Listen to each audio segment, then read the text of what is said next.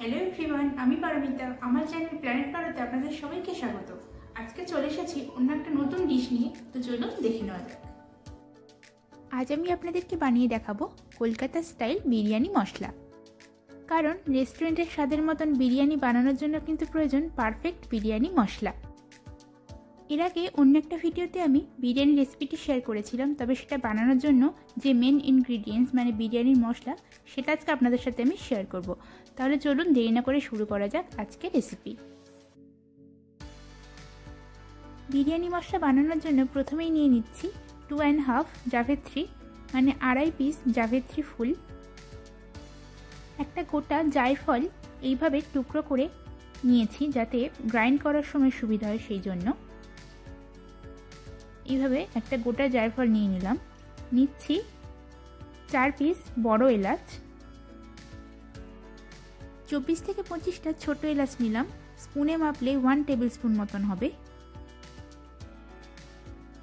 নিচ্ছি 1 টেবিল চামচ লবঙ্গ, তার সঙ্গে নিয়ে নিচ্ছি এরকম 4 থেকে 5 পিস দারচিনির টুকরো। এরপর নিচ্ছি 1 টেবিল চামচ গোটা গোলমরিচ, 2টো স্টার অ্যানিস, 1 টেবিল চামচ শাহমরিচ কিংবা হোয়াইট পেপার, 1 টেবিল চামচ শাহজিরা,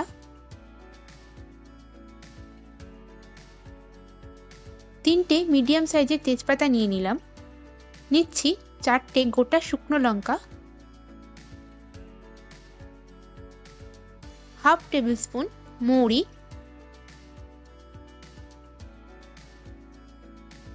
1.5 টেবিল স্পুন মতন শুকনো গোলাপ ফুলের পাপড়ি। এটা আমি বাজার থেকে টাটকা গোলাপ ফুল এনে তার পাপড়িগুলোকে শুকিয়ে এখানে ব্যবহার করছি। আর নিচ্ছি 1/2 টেবিল স্পুন মতন কাবাব চিনি।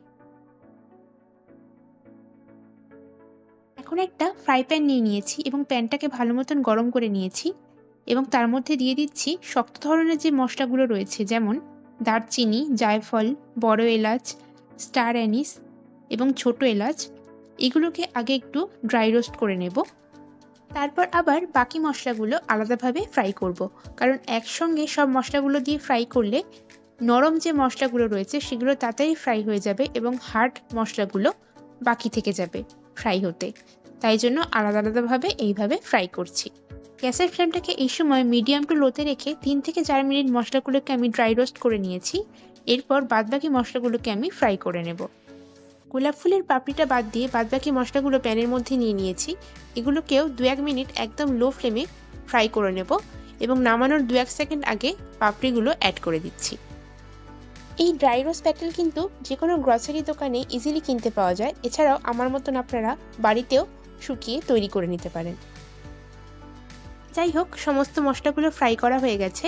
এখন এগুলোকেও মিক্সারের মধ্যে নিয়ে কিছুক্ষণ ঠান্ডা করে তারপর গ্রাইন্ড করে নিচ্ছি। আমি তেজপাতাগুলোকে এইভাবে একটু ছিঁড়ে দিচ্ছি যাতে গ্রাইন্ড করতে মশলাগুলো সুবিধা হয়। দেখুন, আমাদের বিরিয়ানি মশলা কিন্তু একদম রেডি। তবে আমি মশলাটাকে একেবারে মিহি করিনি, একটু দানা দানা রেখেছি। এর ফলে বিরিয়ানি বানানোর সময় ওর ফ্লেভারটা অনেকটাই ভালো আসে।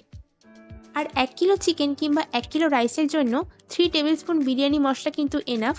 বাদবাকি মশলাটা আপনারা 4 থেকে 5 মাস একটা এয়ারটাইট কন্টেনারে রেখে অনায়াসেই ইউজ করতে পারেন। তো যাই হোক, মশলাটা একটু ঠান্ডা হয়ে গেলে একটা এয়ারটাইট কন্টেনারে ভরে রাখছি। আর রেসিপিটি ভালো লাগলে অবশ্যই একটা লাইক এবং যারা যারা আমার চ্যানেলে নতুন বন্ধু তাদের কাছে একটা সাবস্ক্রাইব করার অনুরোধ রইল। দেখা হচ্ছে তাহলে আবার অন্য কোনো নতুন রেসিপির সাথে। ততক্ষণ সবাই সুস্থ থাকবেন, সাবধানে থাকবেন। আজকের মতন টাটা।